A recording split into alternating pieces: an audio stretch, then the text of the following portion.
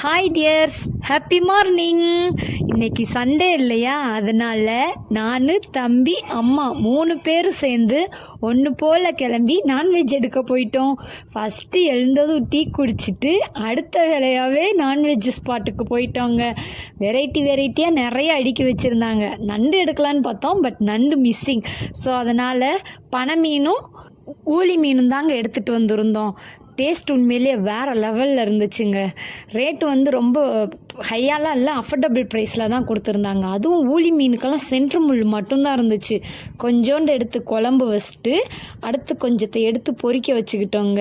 தம்பி ரொம்ப லைக் பண்ணி சாப்பிட்டான், ஏன்னா சென்ட்ரு முள் மட்டும்தான் அதில் இருந்துச்சு. அதனால் மீன் குழம்பு வைக்க பெரிய ப்ராசஸ் எல்லாம் பண்ணாமல் மசாலா எல்லாம் கரைச்சி ஒன்று போல் வச்சு அதை கொதி வந்ததுக்கப்புறம் மீன் போட்டு லாஸ்ட்டாக தான் தாளித்து ஊற்றி இறக்கணும். டேஸ்ட்டுமே நல்லா இருந்துச்சுங்க, டிஃப்ரெண்ட்டாகவும் இருந்துச்சு.